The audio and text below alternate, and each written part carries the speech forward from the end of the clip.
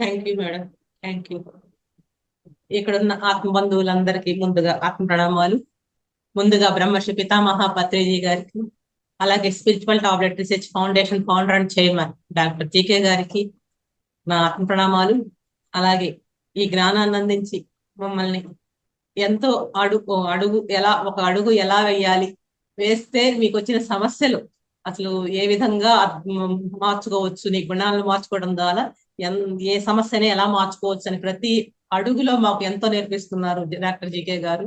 అలాగే మాతో పాటు ఉన్న మిత్రులందరూ అందరికీ కూడా నేను ఆత్మప్రమాణం, ఎందుకంటే వాళ్ళందరి చేత కూడా వాళ్ళందరి దగ్గర కూడా నేను నేర్చుకుంటూ ఉంటాను అనమాట.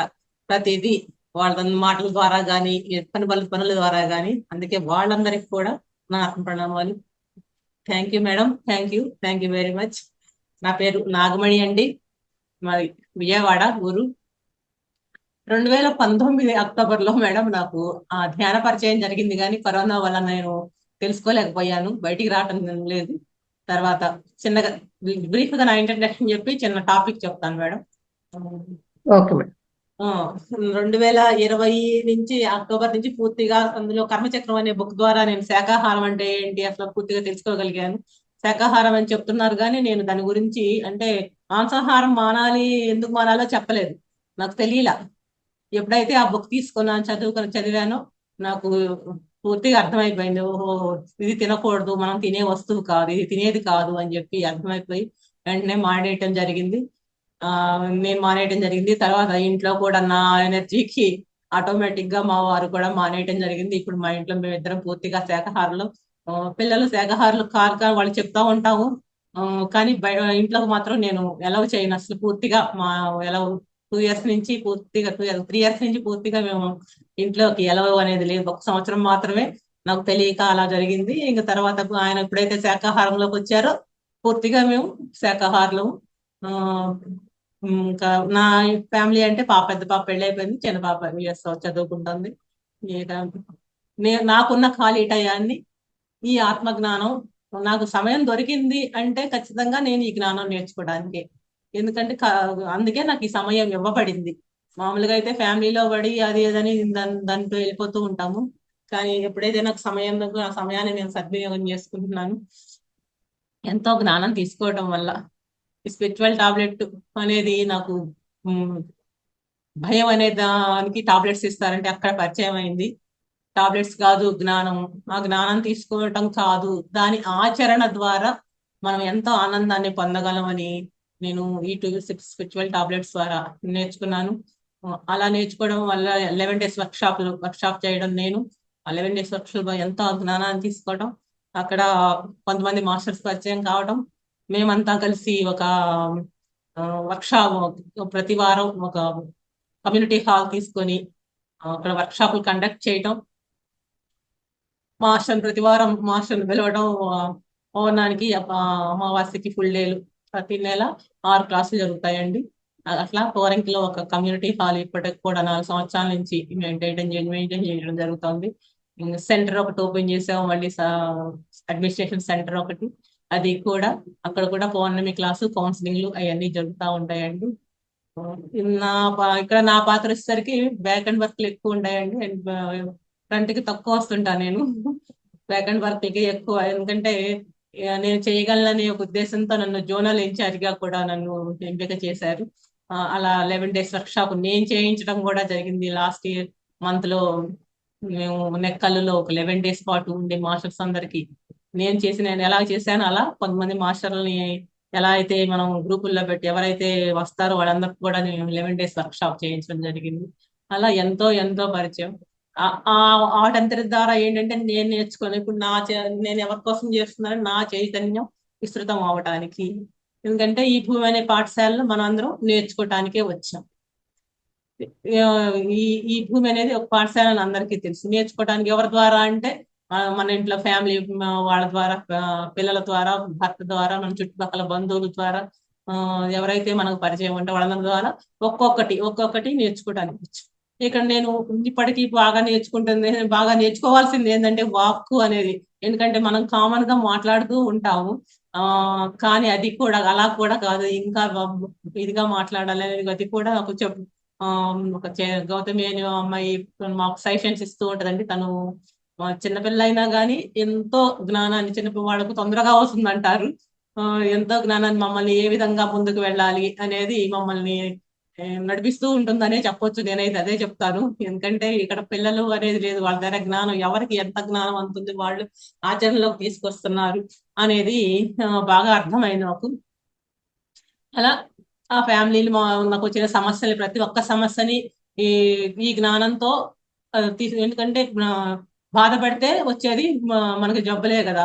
అందుకని ఈ బాధ అనేది లేదు అసలు దేవే ప్రపంచంలో, ప్రపంచంలో బాధ అనేది లేదు. నేర్చుకోవడం జ్ఞానమే, జ్ఞానం నేర్చుకోవడానికే ఇది వచ్చింది. అందుకని మనం జ్ఞానం నేర్చుకొని ఎప్పుడైతే దాన్ని ఆచరణలో పెడతామో ఈ బాధ అనేది ఉండదు అనేది నాకు బాగా అర్థమైంది మేడం. అయితే నేను వింటమే కానీ నేను వినదాన్ని మనం ఆచరణలో పెట్టినప్పుడు ఈ జ్ఞానం ఎందుకని ఒక ఆలోచన వస్తూ ఉంటది నాకు. ఆలోచన అంతా ఆచరణలో పెట్టడానికే కదా మనం వినేది అని అలా వచ్చినప్పుడు నేను ఒక్కొక్కటి తీసుకోవడం జరుగుతుంది. ఎవరు ఎలా ఉన్నా మనం ఎలా ఉండాలి అనేది పూర్తిగా ఇక్కడ అర్థం చేసుకోవడం జరుగుతుంది. నేను కూడా మీ అందరిలాగా నేర్చుకోవడానికే వచ్చాను, నేర్చుకుంటున్నాను. ఇంకా ఎంతో నేర్చుకోవాల్సింది చాలా ఉంది అని అర్థమైంది. ఈరోజు మనం స్పిరిచువల్ టాబ్లెట్ లో చాలకుడి నుండి శాసనుడు అనే ఒక చిన్న టాపిక్ చెప్పుకున్నాం మాస్టర్స్. చాలకుడి నుంచి శాసనుడు అనేది ఒక మన చైతన్యం పరచడానికి దశలు అనమాట అవన్నీ. అది చాలకుడు మొదట్లో చాలకుడుగా ఉంటాడు, తర్వాత శ్రవణుడిగా ఉంటాడు, తర్వాత గ్రాహకుడు అవుతాడు, తర్వాత సాధకుడు అవుతాడు, సాధకుడి నుంచి బోధకుడు, బోధకుడి నుంచి శాసనుడు అవుతాడు. ఇలా ఇన్ని దశలు మారితే గాని మనం పరిపక్వ స్థితికి రామన్నమాట. ఆ పరిపక్వ స్థితిలో మొదట ఏం చేస్తా, చాలకుడుగా ఉన్నది అసలు ఏమీ తెలియని స్థితి.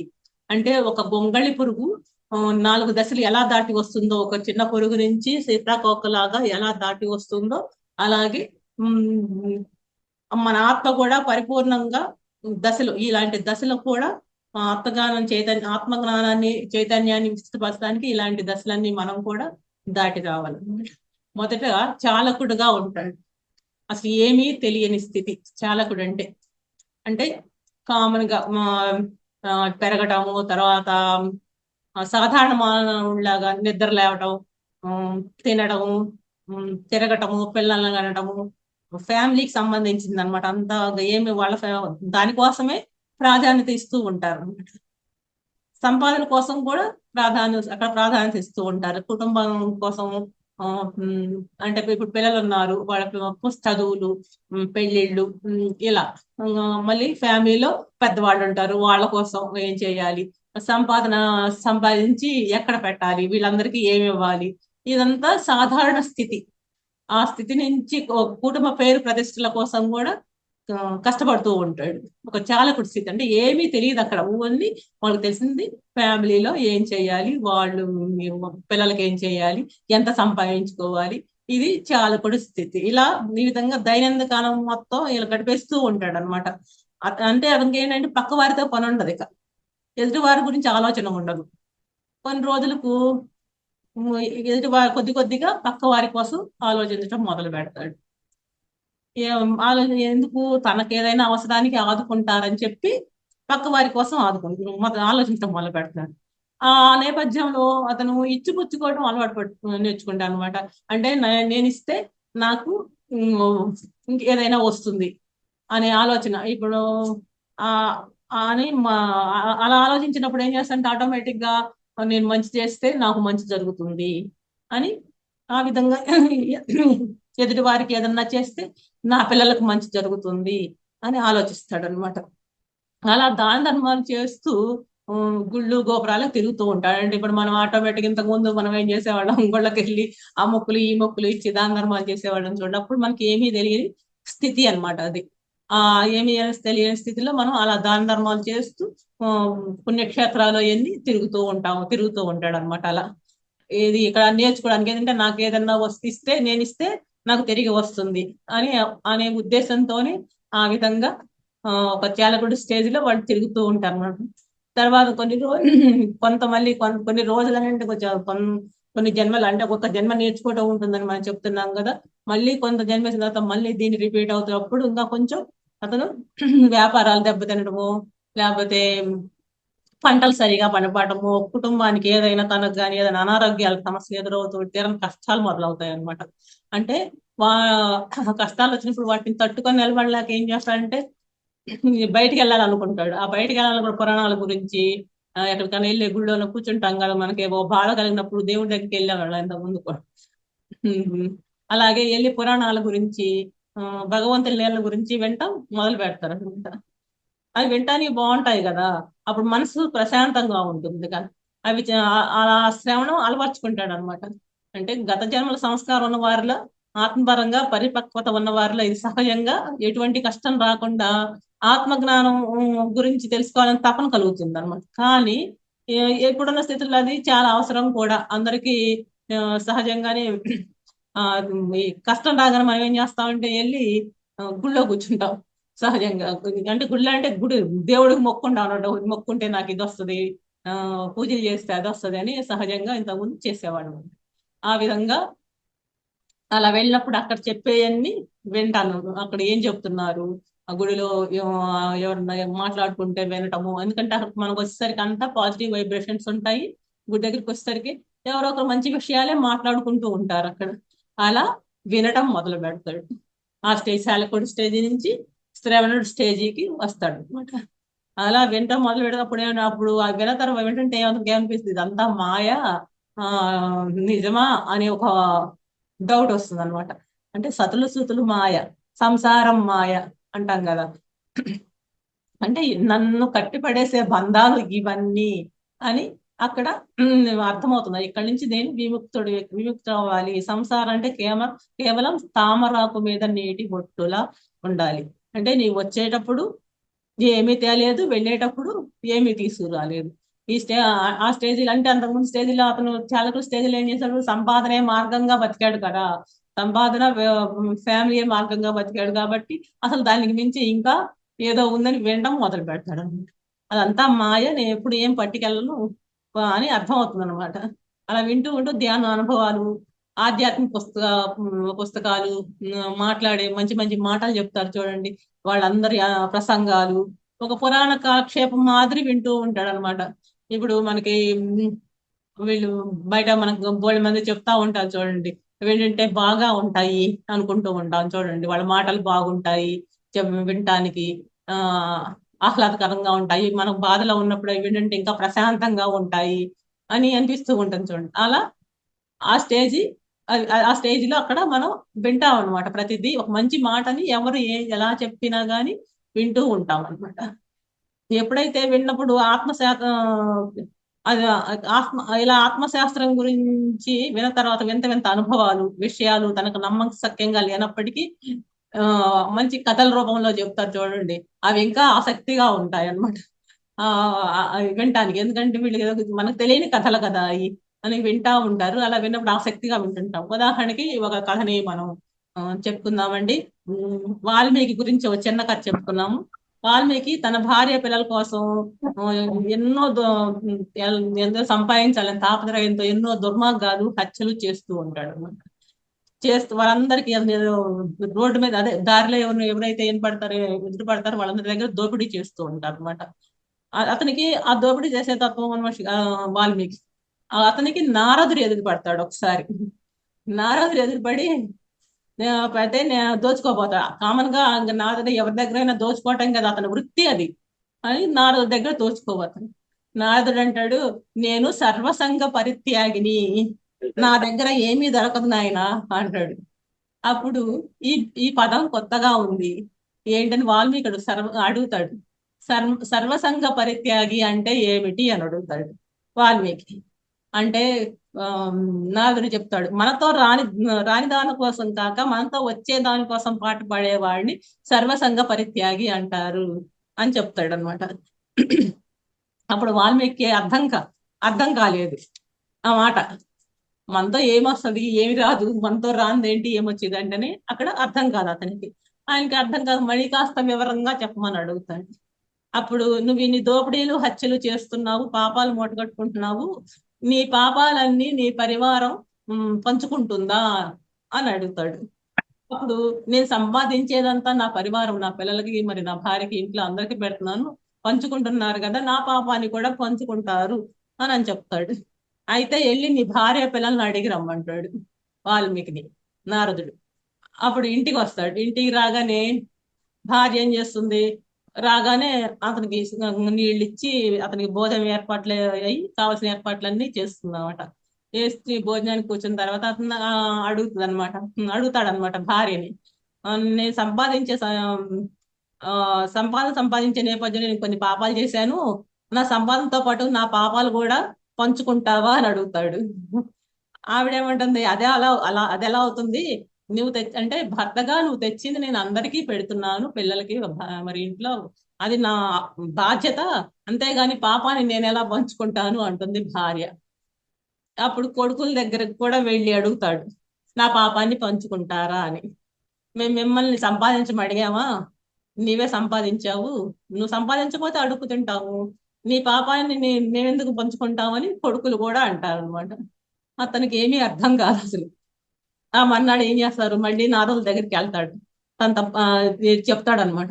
అప్పుడు నేను సంపాదించే సంపాదన పిల్లలు తీసుకుంటారు కానీ నా పాపాలని తీసుకోరు అని అర్థమవుతుంది. అప్పుడు అప్పుడు తన తప్పును తెలుసుకున్నాను, నేను వాళ్ళ కోసం నేను సంపాదించాను అనుకుంటున్నా, ఎంత భ్రమే, అందుకంటే నేను ఇస్తే ఎంత ఇస్తే అంతలోనే వాళ్ళు ఉండేవాళ్ళు, కానీ కుటుంబ వ్యామోహంలో పడి లేనిపోని పాపాలు మూటగొట్టుకుంటున్నాను, దయచేసి నేను ఈ పాపాలను పోగొట్టుకునే మార్గం చెప్పండి అని అడిగాడు నారదుల వారిని. అప్పుడు నారదుల వారు ఏం చెప్పారు, నిత్య జీవితంలో ఎంత కావాలో అంతే సంపాదించుకొని ధ్యాన సాధన ఎంత ఎంత మనకు కూడా చేయాలి, అది కూడా మన రోజువారీ జీవితంలో ఎంత అవసరమో అంత ధ్యాన సాధన చేయాలి అని చేయమని చెప్తాడు అనమాట. అలా చెప్పినప్పుడు ఇంకా ధ్యాన సాధన ద్వారా వాల్మీకి రామాయణమే రాశారు అనమాట, అందరికీ తెలిసిన కథ. తర్వాత ఇక్కడ ఇంకోటి ఏంటంటే, దీనికి ఇంకో చిన్న ఉదాహరణ ఏంటంటే, ఇద్దరు వ్యక్తులు ఇంటికి అద్దెకి వస్తారనమాట, మంచి ఉద్యోగస్తులు ఇద్దరు.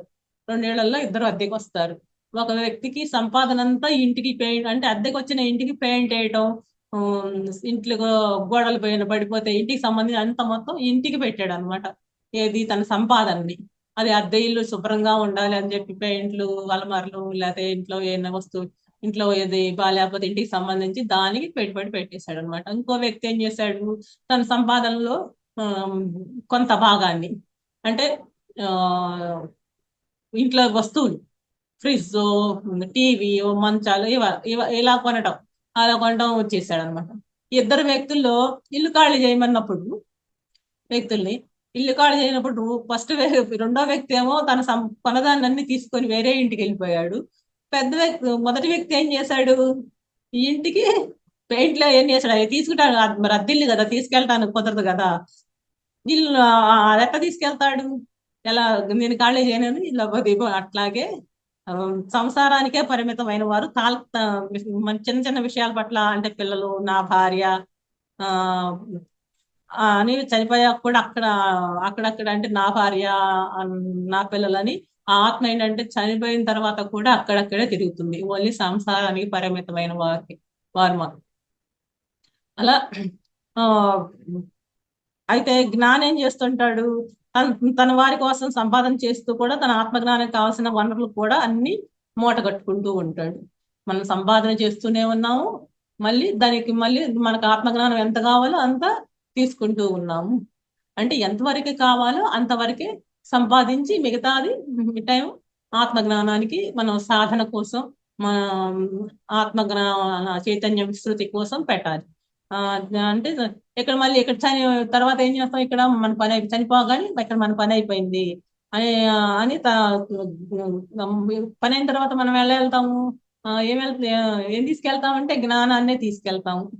అంటే సంపాదించంతా ఇక్కడే వదిలేస్తాము, తర్వాత జ్ఞానాన్ని మనం ఇప్పుడు వింటున్నాం కదా అందరం, జ్ఞానాన్ని తీసుకొని మనం పైకి వెళ్ళి మన చైతన్యం మళ్ళీ నెక్స్ట్ స్టేజ్కి మనం అక్కడికి వెళ్తాం అనమాట. ఎలా అంటే, ఒక పని మనిషి కనుక తను ఇంటికి వచ్చి ఎంతవరకు అంతవరకే చేసి నేను ఇల్లు చేరాలి అనే విషయాన్ని మర్చిపోకుండా పని అవగానే ఇంటికి వెళ్ళిపోతుంది.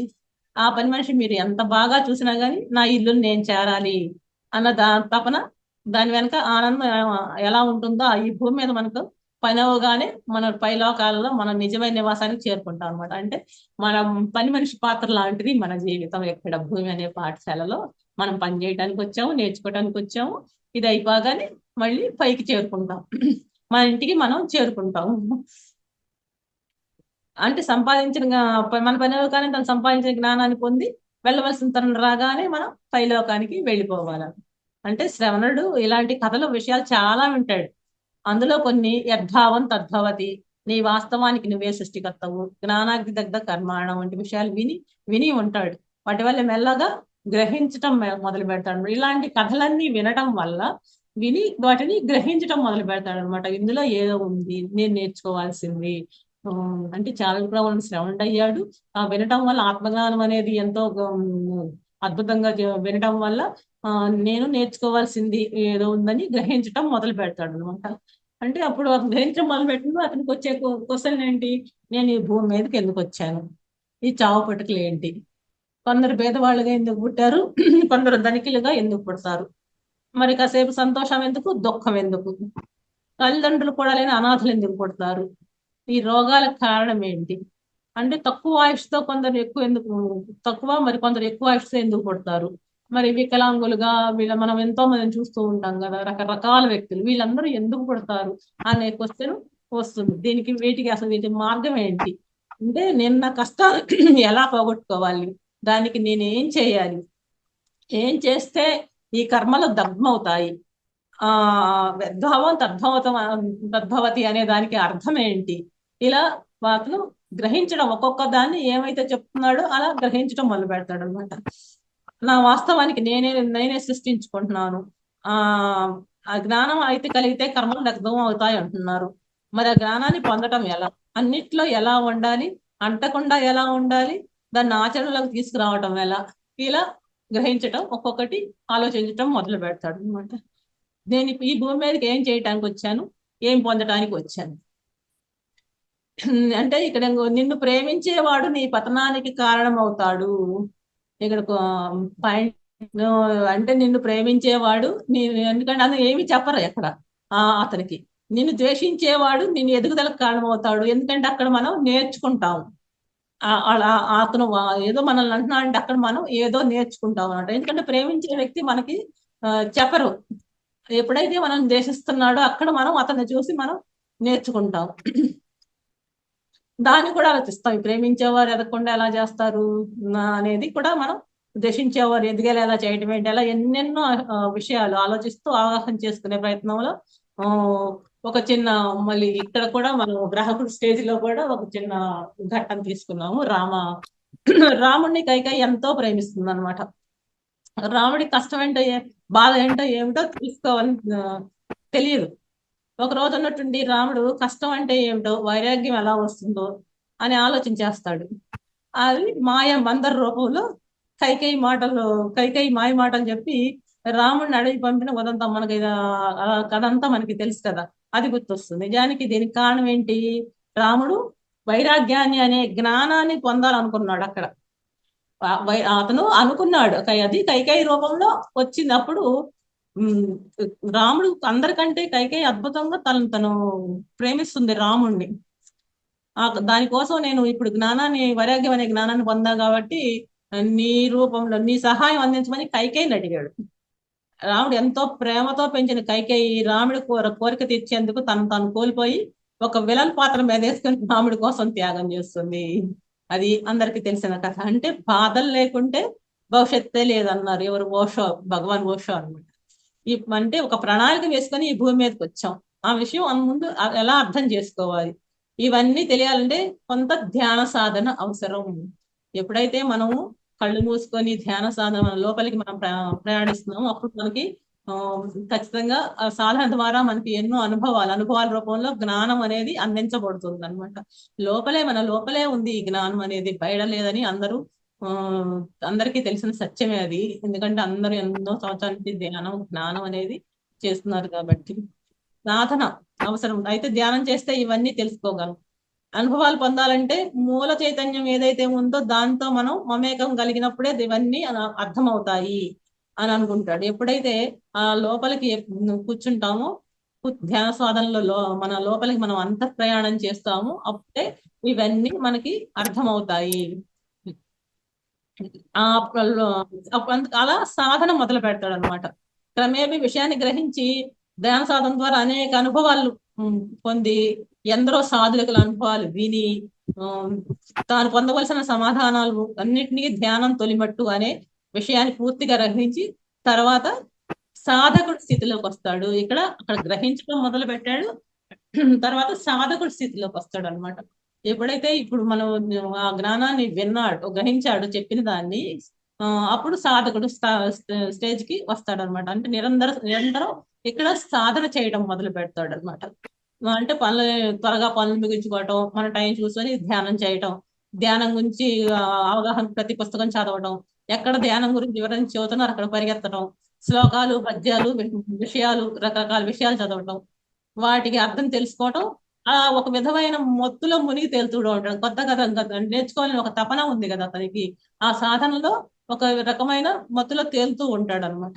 అంటే ఎలా మనకు ఎలా అయితే మొత్තු పానీయాలకు అలవాటు పడి వ్యక్తి మొత్తులో లోకం ఏమవుతుంది, పక్కన ఏం జరుగుతుందో కూడా ఏదో తెలియని స్థితి, ఏమీ తెలియని స్థితిలో ఉంటాడు. అలా ధ్యానానికి సంబంధించిన విషయాలు తప్ప అతనికి ఏమీ పట్టని స్థితి ఒక దశలో చేరుకోవటం సహజం. వచ్చిన మొదట్లో మనందరం కూడా ధ్యానం అనే తెలుసుకున్నాం, ధ్యానం సాధన చేస్తున్నాం, ఎక్కడ ఏం చెప్తారు, ఎక్కడ క్లాస్ జరుగుతుంది, ఎక్కడ విందామని ఇలాగే మనం కూడా వెళ్ళేవాళ్ళం అన్నమాట. ప్రతి చోటకి వెళ్ళి తెలుసుకునేవాళ్ళం ఎంతో జ్ఞానాన్ని. వెళ్తే ఏదో ఒకటి చెప్తారు, అక్కడ ఏం చెప్తున్నారు. ఇప్పటికి కూడా ప్రతి ఒక్కళ్ళు అలా వెళ్తూనే ఉన్నారు. ఎందుకంటే నేర్చుకునేది ఎవరంటే మనమే కాబట్టి అలా తెలుసుకోవడానికి వెళ్తూ ఉంటారు. అక్కడ మళ్ళీ ధ్యానంలో సూక్ష్మ శరీర యానాలు అనుభవాలు, గత జన్మల అనుభవాలు, అంటే దాన్ని చేయవలసిందే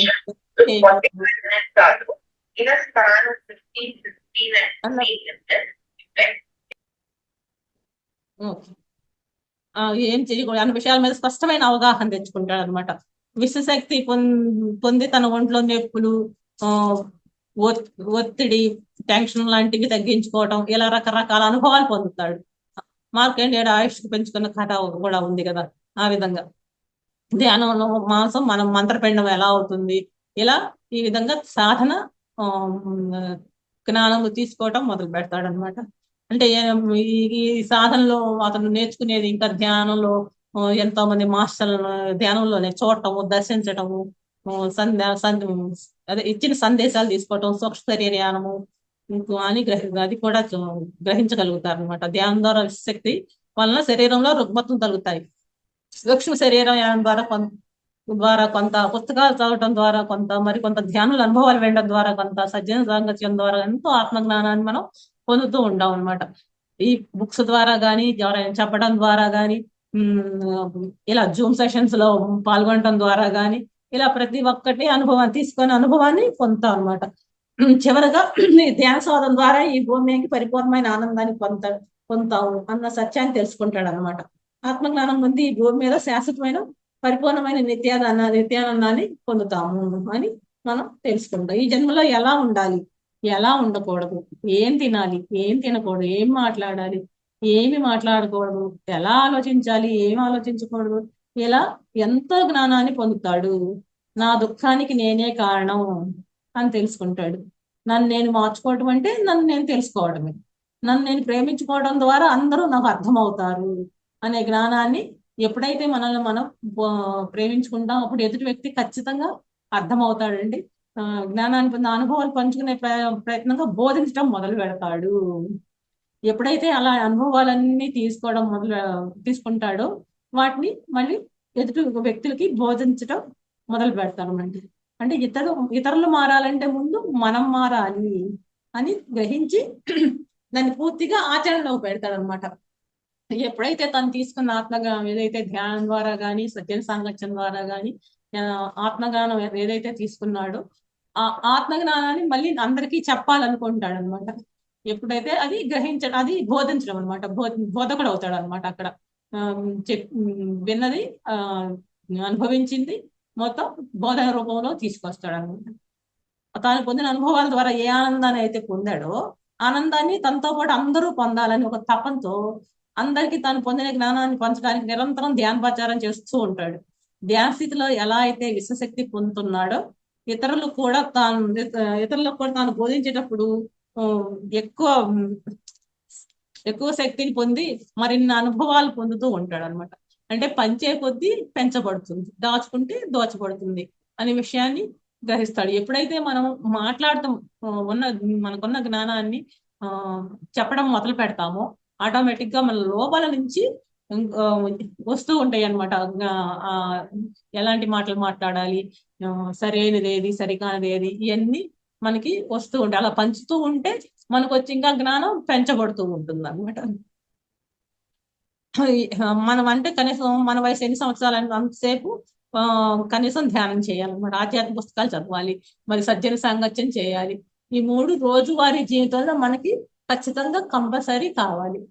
మనకు ఒక టైం, ఈ ఉదయం ఇప్పుడు సజ్జన సాంగత్యం స్వాధ్యాయం చదువుతున్నాం, సజ్జన సాంగత్యం అలా ప్రతిరోజు మనకి ఆ 3 రోజులు ఉదయం సాయంత్రం మధ్యాహ్నం మనం భోజనం ఎలా అయితే తింటున్నామో, టిఫిన్ కానీ భోజనం కానీ మనకు ఉదరానికి, అలాగే మనం కూడా రోజు ధ్యానము, స్వాధ్యాయము, సజ్జన సాంగత్యం కంపల్సరీ ఈ గంట, ఏదో ఒక గంట మనం రోజువారీ జీవితంలో రాసి పెట్టుకోవాలన్నమాట. ఈ గంటలో నేను ధ్యానం చేయాలి ఖచ్చితంగా, ఈ గంటలో మనం సజ్జన సాంగత్యం అంటే ఎక్కడికో ఎక్కడన్నా ఉంటే వెళ్తాం, లేకపోతే ఇప్పుడు జూముల్లోనే బోర్డు ఉన్నాయి కదండి, అలా సజ్జన సాంగత్యం, స్వాధ్యాయం ఒక బుక్ తీసుకొని ఈ రోజు ఈ బుక్ పూర్తి చేయాలి, ఈ బుక్ చదువుకో, ఈ గంట ఈ బుక్ కోసమే కేటాయించాలి, అలా చెప్తాడనమాట. అలా చెప్తామంటే మనం కూడా అలా చేయాలన్నమాట. అలా చేసినప్పుడే మనకి ఇంకా జ్ఞానం అనేది పెరుగుతుంది. తను ఏ అనుభవం అయితే పొంది ఉన్నాడో అదే చెప్తాడనమాట. నీ మాటలు ఎప్పుడు సత్యాన్ని తెలిసేలా ఉండాలి, అసత్య వాక్కులు పలుకురాదు, ఎప్పుడు నలుగురికి సత్యమే చెప్పాలి, మాటల ద్వారా ఎప్పుడు అసత్య వాక్కులు అనేవి అస్సలు పలకరాదు అని చెప్తాడు అనమాట. అంటే ఇప్పుడు మనం ఏం చేస్తాము, సహజంగా ఖాళీ టైం అంతా మనం ఇప్పుడు లేదు కానీ ఇంతకు ముందు ఆ పక్క ఇంటి వాళ్ళ గురించి, ఎదురింటి వాళ్ళ గురించో లేకపోతే ఏదో ఒకటి ఒక యాక్సిడెంట్ విషయం గురించో, లేని విషయాన్ని అక్కడ ఉన్నది కొంచెం, ఆ విషయాన్ని ఏం చేస్తారంటే కొంచెం పెద్దగా చేసి చెప్తారనమాట. ఆ అత్తగారు కోడలు సరిగా చూడట్లేదని, ఒక ఆమె అయితే లేదు వాళ్ళ అత్తే కోడలే అత్తని చూడదని, ఇలా రకరకాలుగా మనం చెప్పుకునేవాళ్ళం. కానీ ఇది ఆ స్థానంలో కూతురుంటే ఏం చేస్తుందని అలా చెప్పుకోవటం అనమాట, అలా చెప్పుకునేవాళ్ళం. కానీ ఇప్పుడు మనం చెప్పుకోవడం, ఎందుకంటే ఎప్పుడైతే జ్ఞానం అనేది నేర్చుకున్నామో అవన్నీ విషయాలన్నీ మరుగున పడిపోయాయి. తెలియని విషయాలు, అవసరం లేని విషయాలు, అవసరం లేని వాక్కులు అవన్నీ అని అర్థమైపోయి వాటి జోలి మనం వెళ్ళట్లేదు. అలా ఈ గ్రాహక స్టేజ్, బోధక స్టేజ్ లో అవన్నీ వినకూడదని అక్కడ కూడా బోధిస్తాడనమాట. అలా చేయకూడదు మీరు అని బోధిస్తూ ఉంటాడు అనమాట. అక్కడ మంచి ఆహారం తీసుకోవాలి, మనకి ఇప్పుడు శాకాహారం గురించి చెప్పడము, తర్వాత మనం నేర్చుకునేది మనం బోధిస్తూ ఉంటాం. నిజబాక్ సత్యాన్ని చూసి తప్పకుండా బోధన ద్వారా నేర్చుకోవటమే అన్న స్థితిని, పరిపక్వ స్థితికి తీసుకొస్తాడనమాట ఆత్మని.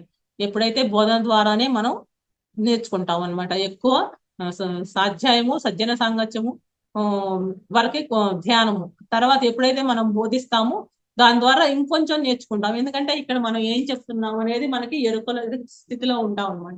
ఓ ఇలా కాదు, ఇంకొంచెం ఇలా చెప్పొచ్చు, మనం ఇంకా ఈ జ్ఞానాన్ని తీసుకోవచ్చు అనే అలా కూడా మనం ఆలోచిస్తూ ఉంటాం అనమాట. అలా బోధకుడి నుండి ఏం చేస్తా, ఇప్పుడు ఎంతో మంది మాస్టర్స్ ఉన్నారు, ఎక్కడికెక్కడికో వెళ్ళి చెప్తూ ఉంటారు. మరి మేడం ఎవరో నాకు అసలు పరిచయం లేదు, మా ఫోన్ ఎలా వచ్చిందో తెలియదు, కానీ మేడం క్లాస్ చెప్తారా అన్నారు. నాకు వచ్చింది, నేను చెప్తాను, చెప్పాలి అనుకుని. ఎందుకంటే ఇక్కడ నేర్చుకునేది ఎవరంటే నేను ఎవరికి చెప్పట్లేదు, నేను నేర్చుకుంటున్నాను ఇక్కడ. అందుకని దానికోసం నేను అలా చెప్పడానికి ఓకే అన్నాను. అలాగే ఎంతో మంది మాస్టర్స్, ఇప్పుడు జీకే గారు ఉన్నారు, ఎన్నో దేశాలు తిరుగుతున్నారు. మొన్న జనవరి 26 స్టార్ట్ అయ్యారు విదేశాల్లో ఆయన క్లాసులు చెప్పడము. పోయిన నెల 21వ తారీఖు విజయవాడ ఉన్నాడు. ఈ నెలలో యూకే చేస్తారనమాట సార్. అంటే ఆయన అంత తీసుకొని అంత ఏదైతే పత్రిజీ గారు చెప్పారో దాన్ని చెయ్యాలి అని తపన ఆయనకు కూడా. అందరికీ జ్ఞానం పంచాలి అని ఒక తపన ఆయన ద్వారా. ఆయన పత్రిజీ గారిలో జేబులో రూపాయి ఉండవు. ఎలా అంటే ఎందరో మాస్టర్స్ ఎంతో మంది ఎక్కడికి వెళ్ళినా కానీ ఎంతో మాస్టర్స్ అంటే ఆ విధంగా చేయబడుతుంది విశ్వం. ఎప్పుడైతే మనం విశ్వం కోసం, కళ్యాణం కోసం మనం పాటుపడతామో ఖచ్చితంగా తిరిగి ఇవ్వబడుతుంది అని వినే ఉంటారు అందరూ. ఆ విధంగా సారు అట్లా ఒక అన్ని దేశాలు తిరిగి ఒక ధ్యాన ప్రచారం గురించి కానీ, ఒక ఆనంద బ్రహ్మ కార్యక్రమాల గురించి కానీ. ఆనంద బ్రహ్మ అంటే మీకు చిన్న ఎక్స్ప్లెయిన్ చేస్తాను. ఆనంద బ్రహ్మ అంటే మేము ఇప్పుడు ఫస్ట్ లో సారోళ్లే చేసేవాళ్ళు. అక్కడక్కడ 2012 కాడి నుంచి 2 years బ్యాక్ వరకు కూడా ప్రతి సంవత్సరం ఎక్కడో చాటు పెట్టేవాళ్ళు. కానీ ఎప్పుడైతే మనం విజయనగరంలో 2022లో ఒక ప్రోగ్రాం జరిగిందండి. అక్కడ ఒక 60 లక్షలతో తిరణాల నేను కూడా వెళ్ళానండి. అసలు ఆనంద బ్రహ్మ అంటే ఏంటి తెలుసుకోవడానికి వెళ్ళాను నేను. అక్కడికి వచ్చిన వాళ్ళు లక్షల మంది, బోల్డ్ మంది అసలు వచ్చారండి. 2 రోజుల ప్రోగ్రామ్ అది. ఎంత 3 రోజుల ప్రోగ్రామ్ ఎంత అద్భుతంగా అసలు జరిగిందండి. ఏంటంటే ఎందుకు అంటే స్టేజ్ మీద పాటలు, మళ్ళీ ధ్యానం గురించి చెప్పడం, స్లోగన్స్ ఐటమ్ చుట్టూ ధ్యానం ద్వారా సంపూర్ణ ఆరోగ్యం అనే స్లోగన్స్ ఐటమ్, ధ్యానం గురించి చెప్పడం. అక్కడ వచ్చిన అందరు పాంప్లెట్లు బదులు చిన్న బుక్స్ కొట్టించారండి. అసలు 12,000 బుక్స్ పైన పనిచేసాం అక్కడ అయితే. అందరికి అంటే ధ్యానం అంటే తెలియాలి. మామూలుగా అయితే ఎడల్లో కూర్చొని చాలా మంది రారనమాట. మామూలు స్థితిలో ఉంటారు, వాళ్ళకి తెలియదు. ఒకటి ధ్యానం ఒకటి ఉంది, దీని ద్వారా జ్ఞానం నేర్చుకుంటే మన ఆరోగ్యాల కాడ నుంచి అన్ని బాగుపడుతుంది, మన ఆత్మ చైతన్యం విస్తృత అవుతుంది అనేది కూడా వాళ్ళకి ఆ మాట కూడా వినరు కదా. ఇదో సినిమా పాటలు అని చెప్పి సినిమా పాటలు అన్నారు, సినిమా పాటలు పాడుతున్నారు, డాన్స్లు వేస్తున్నారు అంటే చూడడం వస్తారు. అప్పుడు వచ్చినప్పుడు వాళ్ళు ఏం చేస్తామంటే కూర్చోబెట్టేసి ధ్యానం గురించి కాసేపు, ధ్యానం గురించి వెనకాల అనుభవాల గురించి కాసేపు వాళ్ళకి చెప్పడం, మళ్ళీ ఒక ప్రోగ్రామ్ ఇప్పించడం. అట్లా కంటిన్యూగా ఉదయం ఇప్పుడు కనీసం 6ంటికి స్టార్ట్ అయితే 10-11 దాకా అలా 3 రోజులు జరిగిందండి. ఎంతో మందికి అక్కడ పాంప్లెట్స్ కానీ, వాళ్ళ నెంబర్ తీసుకోవడం కానీ, ఇప్పుడు ఒక జూమ్ దాని ద్వారా ఎంతో మంది ధ్యానంలోకి వచ్చారండి. వాళ్ళందరూ రావడానికి సిద్ధంగా ఉన్నారు. కానీ మనమే వెళ్ళి వాళ్ళని అడగాలన్నమాట. అంటే ఎందుకంటే మనం వచ్చిన పని అదే కదా, నేర్చుకోవడానికి వచ్చి అందరికి నేర్పడానికి మనం వచ్చాము. అలా అక్కడ చేశారండి. అప్పటి నుంచి 2 years, లాస్ట్ 2 years నుంచి నేను అది చూసి సార్ ఎవరి వాళ్ళే ఎక్కడైతే తిరణాలు కానీ ఇవన్నీ జరుగుతాయో, ఎక్కడ ఇప్పుడు చిన్న చిన్న పల్లెటూరులో కానీ గుడి ఏదో గుడి తిరణాలు అటు జరుగుతాయి కదండి. అక్కడ ఒక టెంట్ వేయటము, ఒక ఆమ్లెట్, ఒక మజ్జిగ ప్యాకెట్ ఇయటం, ఒక పాంప్లెట్ ఇయటం. ఆ విధంగా కూడా జనాల్లోకి వెళ్ళొచ్చు ధ్యానం అనేది, ధ్యాన ప్రచారం అనేది అని చెప్పారండి. మేము ఆ విధంగా కూడా మేము చాలా అద్భుతంగా 2 years నుంచి ఎక్కడ ప్రోగ్రామ్ మాకు చుట్టుపక్కల ఎక్కడైనా కానీ ఆ విధంగా కూడా వెళ్ళటం జరుగుతుంది. ఆనంద బ్రహ్మ ప్రోగ్రామ్, స్టేజ్ ప్రోగ్రామ్ కూడా మేము కండక్ట్ చేసాము 2 years నుంచి. అక్కడ మైలవరం దగ్గర ఒక వెలవడం అనే ఊర్లో స్టేజ్ ఉందండి. స్టేజ్ వాళ్ళు ఒకసారి మేము డబ్బులు వేసుకొని చేసామండి, 1,00,000 రూపాయలని మాకు. లాస్ట్ ఇయర్ మొన్న శివరాత్రికి వాళ్ళే పిలిచి అమ్మ మీరే చెయ్యండి చాలా బాగుందని చెప్పి ఖర్చు వాళ్ళు పెట్టుకోవడం జరిగింది. కాకపోతే స్టేజ్ పాత్ర మాత్రం ఏమేం కావాలి అవి మాత్రమే మేము చేయడం జరుగుతుంది. ఎందుకంటే అక్కడ ఎంతో ఫస్ట్ మొదటిసారి పెట్టినప్పుడు జనాలు తక్కువ ఉన్నారు. లాస్ట్ టైం మొన్న పెట్టినప్పుడు శివరాత్రి రోజు జనం ఫుల్గా అసలు ఎవరు ఎడలా నిల్చున్నారు, అట్లాగే అంతమంది ఉన్నారు. ఇదేంటి లాస్ట్ టైం లేరంటే వాళ్ళ చెవుల్లోకి మనం ఒక్కసారి కదా 2 సార్లు చెప్పడం వల్ల ఆ జ్ఞానం అనేది లోపలికి వెళ్ళిపోతుంది అనమాట. అంటే మనం చెప్పాలి, ఒకసారి చెప్పాం కదా ఏంటి చెప్పేది, వాళ్ళే వస్తారులే అనుకోకూడదు. అలా ప్రతి ఒక్కరు కనపడిన ప్రతి ఒక్కరికి ధ్యానం గురించి ఉదయం అంతా పాంప్లెట్లు ఇస్తాం మేము. ఇక్కడ నేర్చుకోవడమే అని చెప్పే కదా, ప్రతిదీ మనం నేర్చుకోవడమే. ఇక్కడ ఆ పాంప్లెట్లు ఇవ్వటం, సాయంత్రం అయితే స్టేజ్ మీద భరతనాట్యం కానీ సంగీత కళాకారుని వీళ్ళందరినీ పిలిపించి స్టేజ్ ప్రోగ్రాము, వచ్చిన మధ్యలో ధ్యానం గురించి చెప్పడం, మనం ఎవరైతే ఎక్స్పీరియన్స్ ఉన్నాయో వాళ్ళ వీడియోస్ మళ్ళీ దానికి వేయడము, మన పిరమిడ్ల గురించి చెప్పడం, ఇలా అనమాట. ఆనంద బ్రహ్మ అంటే ఏంటో డాన్స్ ప్రోగ్రామ్ అనుకున్నారు ఫస్ట్ లో, కానీ కాదు. అందరికీ తొందరగా చేరువవడానికి ఒక మార్గము, ధ్యానం అనేది చేరువవడానికి ఒక మార్గము అది అని అందరికీ అర్థమై ఇప్పుడు అందరూ ఎక్కడ మా స్పిరిచువల్ టాబ్లెట్లు వాళ్ళు ఎక్కడైనా వస్తే ఇంకా ప్రోగ్రామ్ చేసేస్తున్నారండి. ఇప్పుడే అందరూ అలవాటు అదేంటే ఏంటో తెలుసుకుంటున్నారు. ప్రతి ఒక్కళ్ళు ప్రోగ్రామ్ చేయడానికి కూడా ముందుకు వస్తున్నారు. ఆ విధంగా ఎందుకంటే ఇక్కడ ఒక బోధన వల్ల ఒక బోధ ఇలా చేస్తే ఇలా అవుతుంది అని చెప్పడం వల్లే కదా ఇప్పుడు ఇంకా ఎక్కువ మందికి ధ్యాన ప్రచారం అనేది అలా ఆ బోధన స్థాయి నుంచి శాస్త్రుడు అవుతాడు.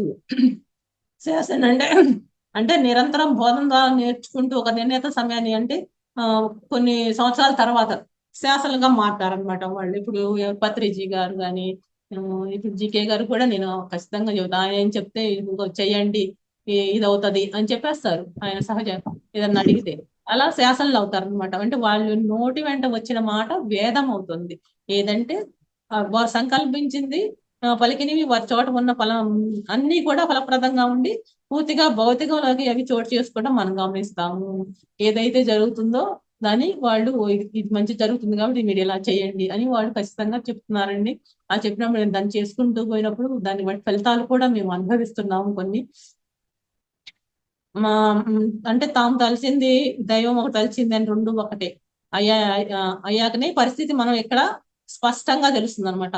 అహంకార రహితంగా విశ్వాసానికి ఒక వాహకంగా పనిచేసే తీరులో ఉండటం వలన వారి ద్వారానే నూతన ప్రగతి అభివృద్ధి జరుగుతుంది అన్నట్లు అలా క్షణాల్లో జరిగిపోవడం మనం గమనిస్తూ ఉంటాం. అంటే వాళ్ళ మాటే వేద వాక్ అంటున్నాం కదా, వాళ్ళు ఏం జరిగితే అది జరుగుతాం. ఇప్పుడు మనకు పత్రిజీ గారి కూడా ఎన్నో ఉన్నాయి కదా అనుభవాలు.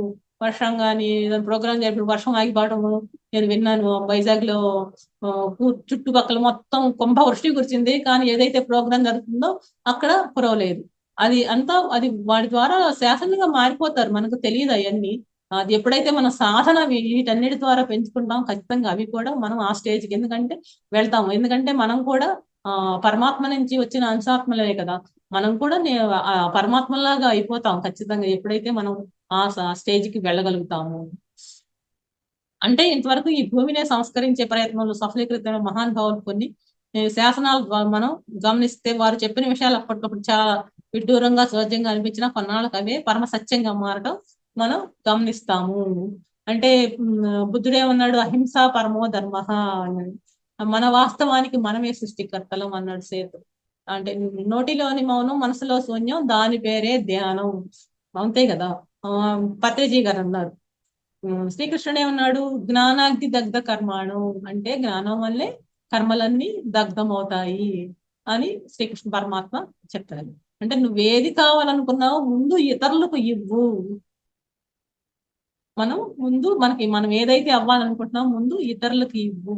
జ్ఞానం కావాలంటే ముందు జ్ఞానం పంచాలి. పంచుతా ఉంటే మనకి ఇంకా ఎక్కువ వస్తుంది. ఇలా ఏది కావాలనుకుంటున్నావో దాన్ని ముందు ఇతరులకు ఇవ్వు అని శ్రీకృష్ణ పరమాత్మ చెప్పారండి. అలా సత్యాలు అనేక సత్యాలు ఒక మారు శాస్త్రుడి స్థాయికి చేరుకున్న తర్వాత వెలువడ్డవి ఇవన్నీ కూడా ఈ నోట్లోని మౌనం మనసులోని శూన్యం అనే మాట కానీ జ్ఞాన దగ్ధ కర్మాణం అని ఎంత జ్ఞాన స్థాయి చివరి స్థాయికి వచ్చిన తర్వాతే వచ్చే మాటలు ఇవన్నీ కూడా.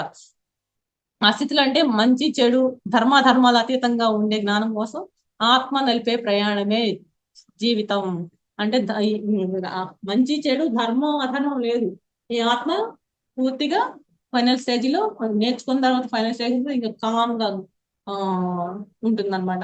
అంటే జ్ఞానం వల్లే కర్మలన్నీ దగ్ధమవుతాయి. ఎవరికైతే ఇవ్వాలో అది ముందు ఇతరుల ఏదైతే కావాలనుకుంటున్నావో ముందు ఇతరులకు చేయి అంటూ. ఇలా అంటే మనం సత్యాన్ని నిలబెట్టే దిశగా వీరి ప్రవర్తన నియమావళి మరి బోధనలు శాసనలు మనం గమనిస్తాము. ఎప్పుడు సత్యవాక్కులు సత్యాన్ని నిలబెట్టే దిశగానే వీళ్ళ బోధనలు కానీ శాసనాలుగా మారుతాయి అన్నమాట. శాసన స్థితిలో చేరుకోవడం భూమి అనే పాఠశాల ఆత్మ చదువు పూర్తయిన తర్వాత ఉన్నంత వరకు పౌనపుణ్యాలను అది చేరుకుంటుంది. ఇది ఎప్పుడైతే శాసన స్థితిలో ఉన్నారో అప్పుడు ఆత్మ తన చివరి ప్రయత్నం అయిపోయిన తర్వాత మళ్ళీ పూర్ణాత్మ స్థితికి వస్తుంది. ఆ పూర్ణాత్మ స్థితి నుండి మళ్ళీ మరికొన్ని అంశాత్మలు మళ్ళీ వస్తాయి. అంటే భగవంతుడు మనమే, ఆ భగవంతుడు కూడా మనమే అని అక్కడ అర్థమైపోతుంది అనమాట. ఇప్పుడు భగవంతుడి నుంచి వచ్చిన అంశాత్మలే అంటున్నారు కదా అందరూ. మరి మళ్ళీ ఆ భగవంతుడు లాగా అవ్వాలంటే మళ్ళీ భగవంతుడు లాగానే మారిపోవాలి. అంటే నువ్వు మాట్లాడే మాట ద్వారా కానీ, చేసే పనుల ద్వారా కానీ, అంటే కర్మలు అంటాం ప్రతిదీ ఎలా ఆలోచించే ఆలోచనల ద్వారా కానీ, వీటన్నిటి ద్వారా కూడా మనం ఒక భగవంతుడి స్థాయికి చేరుకోవచ్చు అనమాట. ఇలా చాలకుడి నుంచి శాసనుడుగా మారడానికి ఇన్ని దశలు చేరుకోవాల్సి వస్తుంది. Masters, thank you. Thank you very much masters. Time ఉందా ఇంకా లేదు కదా? Okay madam. ఒక ఏమీ తెలియని స్థితి నుండి ఒక చాలకుడుగా నుండి ఒక శాసనుడిగా మారడానికి ఎన్ని దశలు మారాల్సి వస్తుంది. ప్రతి వ్యక్తి కూడా ఇలాంటి ఈ దశలన్నీ మనం మార్పు చెందుతూ రావాల్సి వస్తుంది అన్నమాట. ఇక్కడ కొన్ని ముఖ్యాంశాలు ఉన్నాయి మేడం, అనారోగ్యానికి సంబంధించి. అది కూడా మీకు చెప్తాను. 10 minutes ఉంది కాబట్టి మీకు చెప్తాను. అంటే ఒక మారు ధ్యాన సాధనలోకి వచ్చిన తర్వాత, ధ్యాన సాధన అనుభవంలో గాని, కళ్ళలో గాని కొత్త వ్యక్తులు కనిపించినప్పుడు, అంటే మన చిన్ననాటి స్నేహితుల నుండి బంధువులు, తోటి ధ్యాన సాధకులు లేదా సీనియర్ ధ్యానులు ఎవరైనా కనిపించినప్పుడు వారితో సజ్జన సాంగత్యం చేయాలి. అది సాధకుడు ఉన్న స్థాయిలో భాగం అని అర్థం చేసుకోవాలి. ఎవరైతే మనకు కళల్లో మన స్నేహితులు కానీ, మన తోటి మిత్రులు కానీ కనపడుతున్నారంటే వాళ్ళతో సజ్జన సాంగత్యం చేయాలి అక్కడ. అంటే అది సాధకుడిని స్థాయి అనమాట వాళ్ళతో. అంటే ధ్యాన ప్రచారంలో చేస్తున్నట్లు పెద్ద పెద్ద ఆధ్యాత్మిక కార్యక్రమాలు హాజరయ్యేట్లు, ఎవరైనా బోధన చేస్తున్నట్లు అనుభవాలు కలిగిన అనుకోండి, మన సాధన స్థాయి నుండి బోధన స్థాయికి మారాలన్నమాట. ఈ అనుభవాలు కలిగితే ధ్యానంలో గాని, కళల్లో గాని వాళ్ళతో మనం ఉన్నట్టు గాని, పెద్ద పెద్ద మాస్టర్స్ తో మాట్లాడుతున్నట్టు గాని, ఆ కార్యక్రమాలకు హాజరైనట్లు గాని ఏవో వస్తే అలా వాళ్ళు బోధన స్థాయికి వెళ్ళాలన్నమాట. అలాంటి మంది చెప్పడానికి వెళ్ళాలి, క్లాసులు చెప్పడానికి మనం బయటికి వెళ్ళాలి. అలాగే కుర్చీ మరి సోఫా సంబంధించిన వస్తువులు కూడా బోధనా స్థాయి అనుభవాలు ప్రధానంగా ఉందంటే కుర్చీ మన కళ్ళ వస్తాయి చూడండి. కుర్చీ ఏంటంటే పొజిషన్, కూర్చుంటాం కదా, ఓ పొజిషన్ అనమాట కుర్చీ కానీ సోఫా కానీ. అలాంటివి కూడా కళ్ళలోకి వచ్చినప్పుడు కూడా మనం బోధన అంటే చెప్పడానికి మనం బయటికి వెళ్ళాలి అనేది తీసుకోవాలన్నమాట. అంటే మన ఇంకోటి ఏంటంటే మన బంధువులు, కుటుంబ సభ్యులు, స్నేహితులు ధ్యానాన్ని పెద్దగా తీసుకోలేని స్థితిలో ఉన్నప్పుడు కనీసం వారిని గ్రాహకులుగా అయినా మార్చేందుకు అవసరం అయితే శ్రవణ స్థాయికి తగ్గ పరిస్థితులు కల్పించాలి.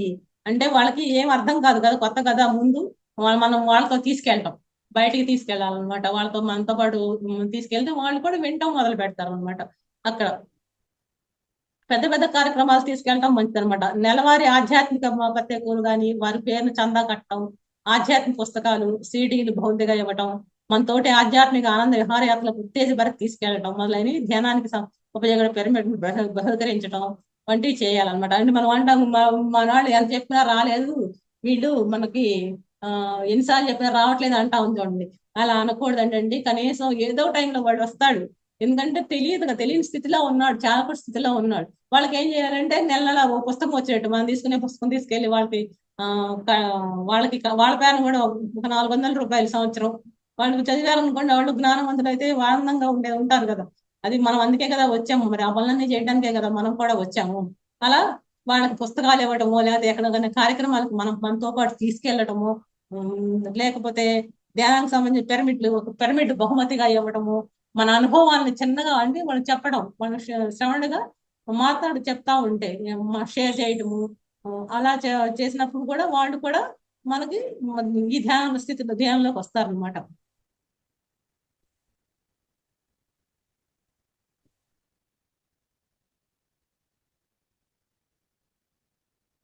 అది చాలకుడి నుంచి శాసనుడిగా మారేంత వరకు వచ్చే బుద్ధి స్థాయి నిరోధాలు ప్రధానంగా 3 చక్రాల స్థాయిలో ఉంటాయండి. ఈ చాలకుడు నుంచి శాసనుడు 3 చక్రాలు అంటే మూలాధార, స్వాధిష్టాన, మణిపూరక చక్రాల్లో వస్తాయి అన్నమాట. అనారోగ్య సమస్యలు, ఈ అనారోగ్య సమస్యలు అంటే ఖచ్చితంగా చాలా ఆ 3 స్థాయిలో ఉన్న అనారోగ్య సమస్యలకి చాలకుడి నుంచి శాసనుడు అనేది బుక్ తీసుకొని దాన్ని ఇంప్లిమెంటేషన్ చేయాలండి. ఎప్పుడైతే వాటిని ఇంప్లిమెంటేషన్ చేస్తుంటామో ఖచ్చితంగా అతీంద్రియ జ్ఞానం వస్తుంది. దాని నిరోధాలు మనకి ఎన్ని సమస్యలు ఉన్నా కానీ తగ్గించబడుతుందండి. Thank you masters, thank you very much. నాకు వచ్చింది ఇదేదో ఇంత చెప్పగలిగినందుకు నాకు థ్యాంక్ యూ వెరీ మచ్. మీకు ఏదన్నా అర్థమైందా, అర్థం కాలేదా కొంచెం క్వశ్చన్ వేయండి. నాకు తెలిసింది నేను ఖచ్చితంగా నేను చెప్తాను.